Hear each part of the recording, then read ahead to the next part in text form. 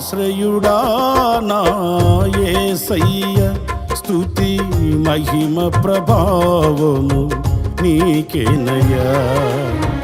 ఆశ్రయుడా నా యేసయ్య, స్తుతి మహిమ ప్రభావము నీకేనయ్యా.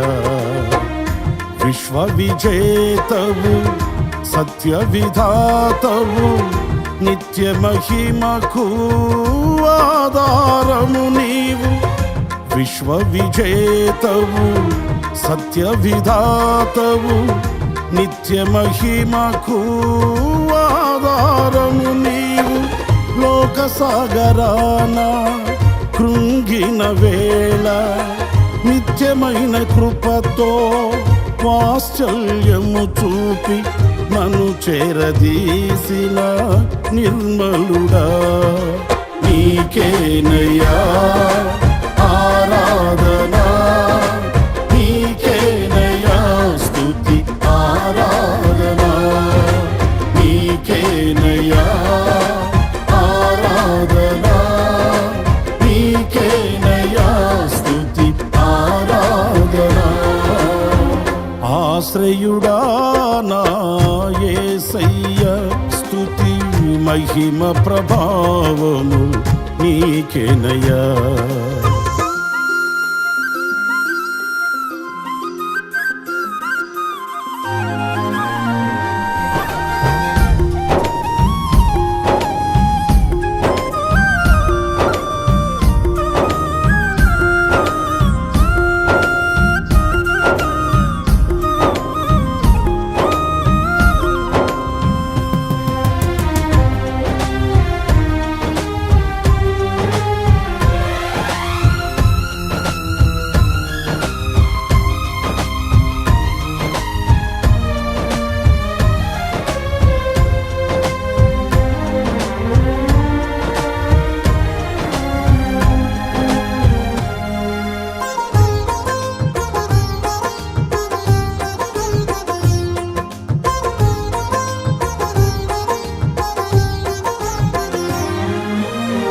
తెల్లని వెన్నెల కాంతివి నీవు, చల్లని మమతల మనసే నీవు.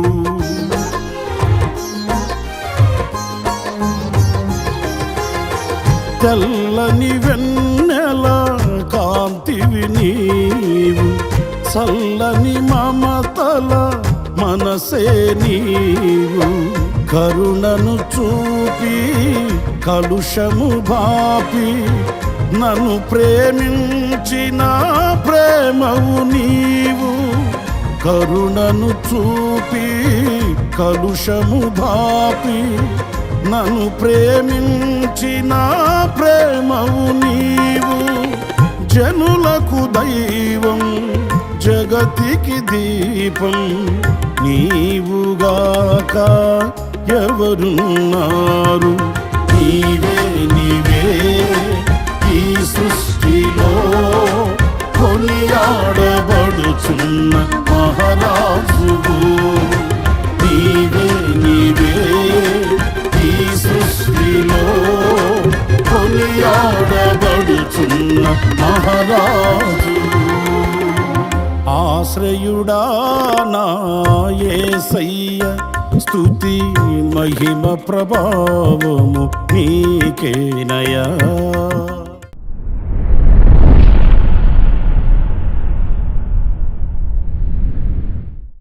Praise the lord. ప్రభు అయిన యేసుక్రీస్తు ప్రశస్త నామంలో మీ అందరికీ హోసన్నా మినిస్ట్రీస్ తరపున హృదయపూర్వకమైన వందనాలు తెలియపరుస్తున్నాను. ప్రభు మిమ్మల్ని ఆశీర్వదించి దీవించుగాక. ప్రియులారా, ఈరోజు మనం ఒక శ్రేష్టమైన విషయాన్ని తలపోసుకుందాము, ధ్యానిద్దాము. మరి ఎటు చూసినా ఈ రోజున పిల్లలు పరుగులు తీస్తున్నారు. గత సంవత్సరం రోజులు చదివిన చదువుకి ప్రతిఫలాన్ని చూడడానికి, బహుమానాన్ని పొందుకోవడానికి, ఒక తరగతి నుంచి మరొక తరగతికి ఎక్కి వెళ్ళడానికి వాళ్ళకి ఎదురయ్యే ఆ పరీక్షల్లో నిలబడడానికి, తన సామర్థ్యతను చూపించడానికి ఆసక్తి చూపిస్తున్నటువంటి దినాలు ఇదిగో ఈ పరీక్ష దినాలు. సంవత్సరం రోజులు వాళ్ళు చేసిన, వాళ్ళు నడిచిన, వాళ్ళు చదివిన ప్రతిదానికి ఇదిగో ఈ పరీక్ష అనేది ఒక కీలకం. చెప్పుకోవచ్చు, నేను బాగా చదివాను, నేను చక్కగా ప్రవర్తించాను, అన్ని విషయాల్లో ఆసక్తి చూపించాను అని చెప్పుకోవచ్చు. కానీ చెప్పిన దానికి ఇప్పుడు ఈ పరీక్ష అనేది ఒక ప్రతిఫలాన్ని చూపిస్తుంది. విశ్వాస జీవితంలో కూడానండి, పిల్లలకి చదువు విషయంలో, చదువు రంగంలో మాత్రమే కాదు, విశ్వాస జీవితంలో కూడా మనం అనేక పరీక్షలను ఎదుర్కొనవలసి ఉన్నది అనేది పరిశుద్ధ గ్రంథం చెప్తున్న సత్యం. యేసు ప్రభువుని నమ్ముకున్న తర్వాత శ్రమలేమి రావు, కష్టాలేమి రావు, ఇబ్బందులేమి రావు. కడుపులో చల్ల కదలకుండా, కంటికి నిద్ర తగ్గకుండా, నోటికి తిండి తగ్గకుండా, ఇంటి నిండా జనం, ఒంటి నిండా ఆరోగ్యం, ఒంటి నిండా వెండి బంగారాలతో తొలతూగుతూ సుఖంగా మనం బ్రతుకుదాము అని అనుకోవడం ఒక వింత అమాయకత్వం అవుతుంది. ఎందుకంటే ఇవన్నీ ప్రభు ఇస్తాడు, కానీ ఎప్పుడు ఇస్తాడు? మన ఎదుట నిలిచిన పరీక్షల్లో మనం నిలవాలి, ఆ పరీక్షల్లో మనం విజయవంతం కావాలి, ఆ పరీక్షలలో మనం జయాన్ని పొందుకోవాలి. చూడండి, పేతురు రాసిన మొదటి పత్రిక 1వ అధ్యాయం 7వ వాక్యంలో ఈ మాటని మనం చదువుతామండి. నశించిపోవు సువర్ణము అగ్ని పరీక్షల వలన శుద్ధపరచబడుచున్నది కదా, దానికంటే అమూల్యమైన మీ విశ్వాసము ఈ శోధనల చేత పరీక్షకు నిలిచినదై. ప్రియులారా, చూసారా? పరీక్షకు నిలిచినదై యేసుక్రీస్తు ప్రత్యక్షమైనప్పుడు మీకు మెప్పును, మహిమయు, ఘనతయు కలుగుటకు కారణమగును. ఇక్కడ పరీక్షకు నిలిచినదై, అదే ఆ పరీక్షల్లో మనం నిలిచి జయించాలి. ఆనాడు కలిగే మెప్పు, మహిమ, ఘనత నిశ్చయంగా మనకు కలుగుతుందండి. నాకు శ్రమలే రాకూడదు, శోధనలే కలగకూడదు, పరీక్షలు నాకు అవసరం లేదు అని అనుకుంటే ఉన్న స్థితి నుంచి మరొక ఉన్నత స్థితికి మనం వెళ్ళలేమండి. ఒక కలెక్టర్ గారు ఉన్నారనుకోండి, ఆయన కలెక్టర్ ఆయన సీట్లో ఆయన కూర్చొని ఉంటాడు. ఆ గేట్ దగ్గర వాచ్మెన్ గారు కూడా కూర్చొని ఉంటాడు. ఈయనకి ఆయనకి ఏంటి వ్యత్యాసం? కలెక్టర్ గారు అక్కడ కూర్చొని ఉండడానికి, ఈ వాచ్మెన్ అక్కడ గేట్ దగ్గర ఉండడానికి గల కారణం, ఇన్ని పరీక్షలు నేను రాయలేను, ఈ పరీక్షలు నేను ఎదుర్కోలేను అని పరీక్షకు వెన్నుచూపి ఆ పరీక్ష ఎదుట నిలబడలేక విస్మరించాడు వాచ్మెన్. అందుకే అక్కడే నిలిచిపోయాడు. కలెక్టర్ గారు అలా కాదు, అనేక పరీక్షలు రాశాడు, ఒక్కొక్క పరీక్షలో ఉత్తీర్ణుడయ్యాడు, జయాన్ని చూశాడు. అనేక పరీక్షలు రాసి ఆ పరీక్షల్లో నిలిచి ఆ ఉన్నత స్థితికి వెళ్ళాడు. విశ్వాసం అందు కూడా అంతే. అనేక పరీక్షలు మన ఎదుట నిలిచినప్పుడు, మన పితరుల జీవిత చరిత్రలో మనం చూసినప్పుడు, వాళ్ళకి ఎదురైన పరీక్షలు కొన్ని నేను మీ ఎదుట పెడతాను, మీరు కూడా ఆలోచించాలి. అబ్రహాముని దేవుడు ఒక పరీక్ష ఎదుట పెట్టాడు. అబ్రహాము ఒక పరీక్షను ఎదుర్కొనవలసి వచ్చింది. అదేంటంటే, యుద్ధం చేసి వస్తున్నాడు. మీకు క్లుప్తంగా చెప్తాను. సొదొమ రాజు అబ్రహామును దర్శించి అబ్రహాముతో ఇలా చెప్తున్నాడు, నువ్వు కష్టపడి యుద్ధం చేసి జయించావు, కాదనట్లేదు, ఈ ఆస్తినంతటి నువ్వు తీసుకొని ఈ జనాన్ని నాకు ఇచ్చేసాయి అని ఆశించి కోరుకున్నాడు రాజు. ప్రియులారా, వాస్తవంగా ఆ స్థితిలో ఎలాంటి వ్యక్తి అయినా కూడా వంగిపోతాడు. ఆస్తి, ధనము, సంపద, సౌకర్యము, ఇలాంటి వాటికి ఎలాంటి వ్యక్తి అయినా కూడా వంగిపోతాడు, ఆశిస్తాడు.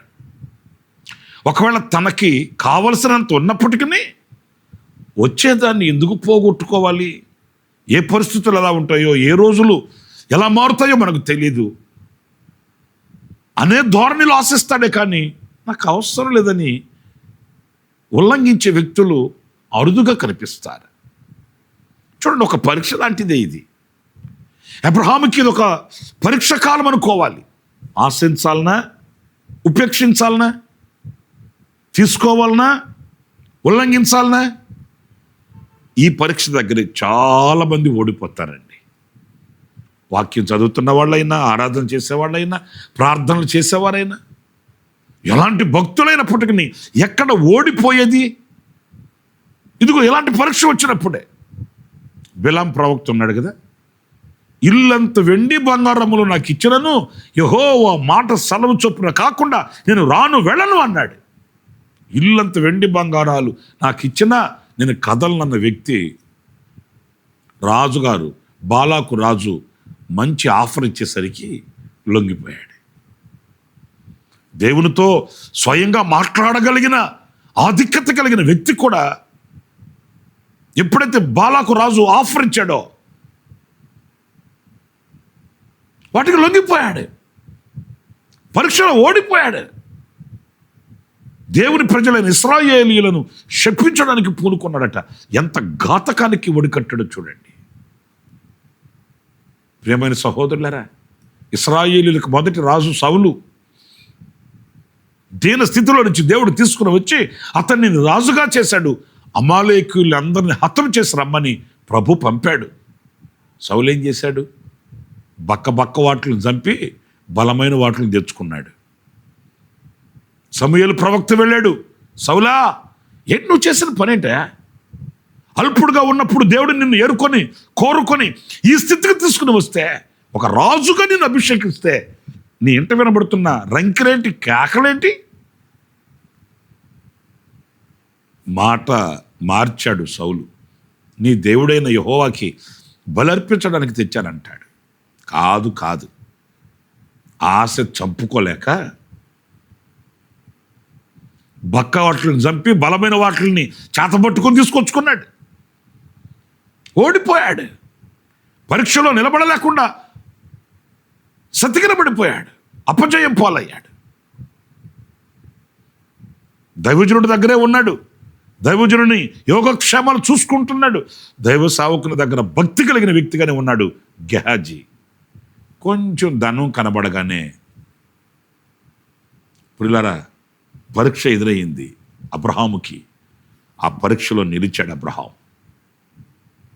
చూడండి, ఆదికాండం 14వ అధ్యాయం 22వ వాక్యాన్ని నేను చదువుతున్నానండి. అబ్రాము, నేనే అబ్రామును ధనవంతునిగా చేసితనని నీవు చెప్పకుండానట్లు ఒక్క నూలు పోగైనను చెప్పుల వారైనను నీ వాటిలో ఏదైనను తీసుకొనను. ఇలా చూసారండి, ఈరోజు నువ్వేదో ఇస్తున్నావు, నేను తీసుకుంటాను. రేపటి రోజు ఏం చెప్తావు? నేను ఇవ్వబట్టే కదా నువ్వు గొప్పవాడవయ్యావు అని నాతో అంటావు. నలుగురి దగ్గరికి వెళ్ళి ఏమంటావు? అబ్రహాముని ధనవంతునిగా చేసింది ఎవరయ్యా? నే కదా అని నీవు అనకుండునట్లు, నేను ధనవంతుడనైతే నా దేవుని మూలాన ధనవంతుడని కావాలి. నేను ఆశీర్వదించబడితే నా దేవుని మూలాన ఆశీర్వదించబడాలి. నేను గొప్పవాడినైతే నా దేవుని మూలాన గొప్పవాడిని కావాలి, కానీ నీ వలన నేను గొప్పవాడిని కాకూడదు. ఈ ధనము నాకు అవసరం లేదు, ఈ సంపద నాకు అవసరం లేదని నిర్ణయించుకున్నాడు. ఆ పరీక్షలో అబ్రహాం నిలిచాడు. లోతుతో మాట్లాడేటప్పుడు కూడా అబ్రహాం అంటాడు, నువ్వు తూర్పుకి వెళితే నేను పడమరకు వెళతాను, నీవే పడమరకు వెళితే నేను తూర్పుకి వెళతాను. ఏంటిది? ఒక అరడుగు స్థలం కొరకు ఆయుష్ తరిగిపోయేంత వరకు పోరాటాలు చేస్తుంటాం కదా మనం. ఓ 10 రూపాయల కొరకు 10 మందినైనా బంధాలు పటాపంచలు చేసుకుంటాం కదా. మరి ఇంత ఆస్తి, ఇంత సంపద, ఇంత సౌభాగ్యం అతని దగ్గర ఉన్నప్పుడు ప్రియులారా, ఆస్తి విషయంలో అతనికి ఎదురైన పరీక్షను జయించిన వాడు అబ్రహాం. తన మనసులో ఒకటే, దేవుడు దేనికి శిల్పియో నిర్మాణకుడై ఉన్నాడో ఆ పునాదులు కలిగిన పట్టణం కొరకు వేచి చూచిన వ్యక్తి, విశ్వాస వీరుడు అబ్రహాం. మరి ధనం విషయంలో, ఆస్తి విషయంలో ఈ పరీక్షలో మనం జయించగలుగుతున్నామా, ఓడిపోతున్నామా అనేది మనం పరీక్ష చేసుకోవాలి. మరొక విషయాన్ని నేను మీకు జ్ఞాపకం చేస్తాను. హెబ్రీ పత్రిక 11వ అధ్యాయం 24వ వాక్యంలో మనం గమనించినప్పుడు, మోషే పెద్దవాడైనప్పుడు విశ్వాసమును బట్టి ఐగుప్తు ధనము కంటే క్రీస్తు విషయమైన నింద గొప్ప భాగ్యమని ఎంచుకొని. ఏంటి మోషే యొక్క స్థానం ఏంటి ఆ రోజున? ఫరో యొక్క కుమార్తె యొక్క కుమారుడు. ఆ అధికారం, రాజకుటుంబం యొక్క అధికారం ఎలా ఉంటుందండి? రాజకుటుంబానికి సంబంధించిన వ్యక్తి అన్నప్పుడు అతనుకున్న అధికారం ఎలా ఉంటుంది? అతని నోటి మాటకి విలువ ఉంటుంది, సమాజంలో గౌరవప్రదమైనటువంటి అనుభవాలు ఉంటాయి, అతడు నిలిచిన నడిచిన ఘనత ఉంటుంది. ఈ అధికారం విషయంలో మోషే గెలిచాడండి.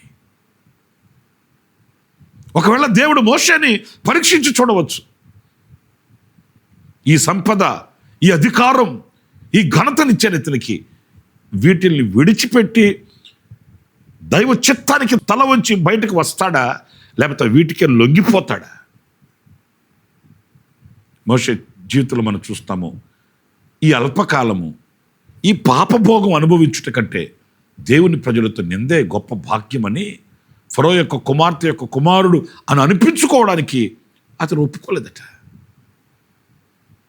ప్రియమైన దేవుని బిడ్డలారా, ఇలాంటి పరీక్షలు మన ఎదుట నిలిస్తే ఈ పరీక్షల్లో మనం జయించగలుగుతున్నామా, ఓడిపోతున్నామా అనేది మనం పరీక్షించుకోవాలి. అధికారాన్ని విడిచిపెట్టేశాడు, ఘనతను విడిచిపెట్టేశాడు. అయ్యో, మన బ్రతుకుల్లో ప్రభు కొరకు మనం ఏం వదులుకొని ఏమి మనం కాదనుకోగలుగుతున్నాం మీరు ఆలోచించండి. కొందరైతే ప్రభు కొరకు కులాన్ని కూడా విడిచిపెట్టలేరండి. ప్రభు కొరకు వాళ్ళకి ఇచ్చిన ఆధిక్యతలు విడిచిపెట్టలేరండి. విడిచిపెట్టి రావాలంటే వాళ్ళు మనస్కరించరు. మేము ప్రభుని ఆరాధించాలని, ప్రార్థన చేయాలని మాకు ఆశ ఉంటుందండి, కానీ మా కులస్తులు ఒప్పుకోరు కదండి అని చెప్తారు. మేము దేవుని మందిరానికి వచ్చి ఆరాధన చేసి వెళుతుంటే మా వాళ్ళు మమ్మల్ని అదొక రీతిగా చూస్తున్నారండి, అందుకే మేము మానేసామండి అని చెప్తారు. దేవుని కొరకు ఏం త్యాగం చేయగలవు? ఇలాంటి పరీక్ష మన ఎదుట నిలిస్తే దేనినైనా వదులుకోవడానికి, పరీక్షలో నిలవడానికి తీర్మానం చేసుకోగలమా? మీరు ఆలోచించండి. మరి ఆ ఐగుప్తులో మోషేకున్న అధికారం, మోషేకున్న స్థానం, మోషేకున్న ఘనత ఒకవైపు, దైవ సంకల్పం మరొక వైపు ఉన్నప్పుడు ఆ పరీక్షల్లో ఏది తేల్చుకోవాలనో అని ఒక పరీక్ష కలిగినప్పుడు మోషే జయించాడు, పరీక్షలో జయాన్ని పొందుకున్నాడు. అందుకే దేవుని ప్రజల్ని నడిపించగలిగిన నాయకుడిగా దేవుడు అధికారం ఇచ్చాడు.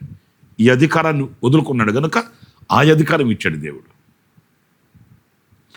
ఈ అల్పమైన దాన్ని విడిచిపెట్టాడు కనుక ఘనమైన దాన్ని ఇచ్చాడు దేవుడు.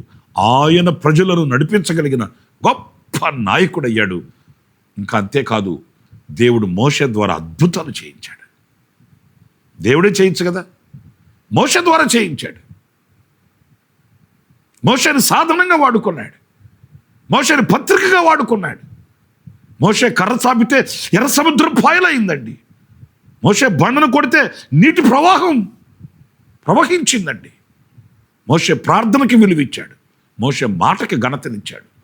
మోషేని ఇశ్రాయేలీల మధ్య ఒక ఘనతాస్పదమైన వ్యక్తిగా నిలబెట్టడానికి గల కారణం పరీక్షలో నిలిచి జయించినవాడు.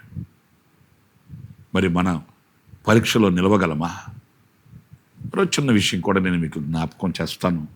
అదేంటంటే ఆదికాండం 39వ అధ్యాయం 9వ వాక్యం చదువుతున్నాను.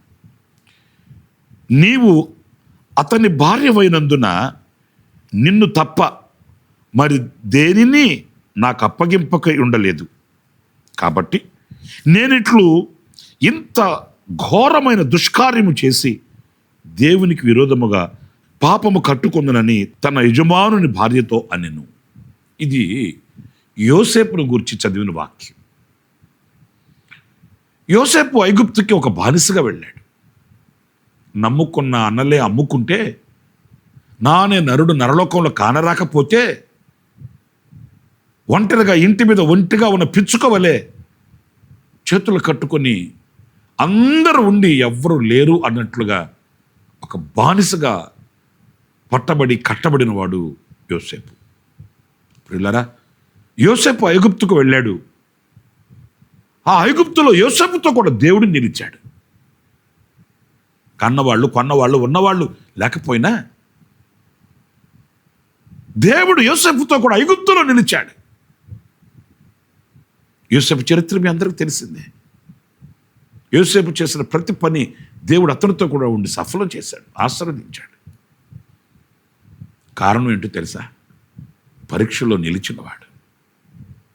అతనికి ఎదురైన పరీక్షల్లో అతడు వెనుచూపినవాడు కాదు, ఆ పరీక్షల్లో ఓడిపోయినవాడు కాదు, జయించాడు. ఒకరోజు పాపం ఎదుట నిలబడవలసి వచ్చింది. పాపం ఎదుట అతని యొక్క పరీక్షని నిగ్గు తేల్చుకోవలసిన పరిస్థితి వచ్చింది. ఆ రోజు ఓడిపోలేదు యోసేపు. తనకంటే శక్తి కలిగిన, తనకంటే బలము కలిగిన పాపం అతని ఎదుట నిలబడినప్పటికీ ఆ గొప్ప పరీక్షలో గొప్ప ఘన విజయాన్ని పొందాడు. అందుకే బానిసగా వెళ్ళిన దేశంలో అతడు అధికారిగా నిలబడ్డాడు. బానిసగా ఉన్న దేశంలో చేతులు కట్టబడి, నోరు కట్టబడి, బానిసకు అంతే కదండి. స్వతంత్రత ఉంటుందా? భావ ప్రకటన ఉంటుందా? స్వేచ్ఛ ఉంటుందా? కానీ అదే దేశంలో యోసేపు ఆజ్ఞ లేనిది ఐగుప్తీయులు కాలైనా చెయ్యని కదపకూడదు, అంత ఉన్నత అధికారాన్ని దేవుడు ఇచ్చాడు. ఎందుకని? పరీక్షల్లో నిలిచినవాడు, పరీక్షను జయించినవాడు. 3 విషయాలను మీతో చెప్తూ వచ్చాను. ఆస్తి విషయమైన పరీక్ష, అధికారమును గూర్చిన పరీక్ష, పాపమును గూర్చిన పరీక్ష. ఈ పరీక్షల్లో మన పితరులు నిలిచారు, జయించారు, దేవుని చేత ఘనపరచబడ్డారు. ఈ మాటలు వింటున్న నా ప్రియ సహోదరుడా, ఈ పరీక్షల కాలంలో పిల్లలు పరీక్షలు రాస్తున్నారు, యవనులు పరీక్షలు రాస్తున్నారు. వాళ్ళు జయించాలని తల్లిదండ్రులుగా కలలు కంటున్నారు, రాత్రిబౌళ్ళు శ్రమ పడుతున్నారు. మరి మన విశ్వాసమందు, మన విశ్వాస పరీక్షలో మన పరీక్షను ఎలాగ ఎదుర్కొంటున్నామనేది మనం వివేచించవలసిన విషయం. ప్రార్థన చేసుకుందాం. జీవాధిపతి అని ప్రభువా మీకు వందనాలు. పరీక్షకు నిలిచినదై మా విశ్వాసము మెప్పు, మహిమ, ఘనతను పొందుకోవడానికి కృప చూపించండి. మా పితరులు అయినా ఆస్తి విషయంలోను, అధికార విషయంలోను, పాపం విషయంలోను, అలాగే భోజనం విషయంలోను, పరిచర్య విషయంలోను ఎన్నో పరీక్షలు వాళ్ళు ఎదుర్కొన్నారు. ఆ పరీక్షల్లో నిలిచి జయించారు. ఇంత గొప్ప సాక్ష్య సమూహము మేఘము వలె మమ్మల్ని ఆవరించి ఉండగా, మా అడుగులు కుడికైనను ఎడమకైనను తొలగక విశ్వాసమునకు కర్తయు దానిని కొనసాగించువాడువైన మీ వైపు చూస్తూ ఈ పరీక్షల్లో మేము జయించడానికి సహాయం చేయమని, మాకు శక్తిని ప్రసాదించమని, ఈ మాటలు వింటున్న ప్రతి బిడ్డను కూడా ఆ రీతిగా మీరు అభిషేకించమని యేసు నామములో ప్రార్థించి వేడుకొనుచున్నాను తండ్రి. ఆమేన్, ఆమేన్. ప్రభు మిమ్మల్ని దీవించి ఆశీర్వదించుగాక. ఈ దినమంతా విశేషమైన కృపణ దేవుడు మీ అందరికీ అనుగ్రహించుగాక. ఆమేన్. ప్రతిదినము ఈ అనుదిన కృపాను సందేశముల కొరకు, ఇంకా మరిన్ని ఆత్మ సంబంధమైన సందేశాల కొరకు ఈ మా యూట్యూబ్ ఛానల్ ను సబ్స్క్రైబ్ చేసుకోండి. Pastor Ramesh hosanna ministries.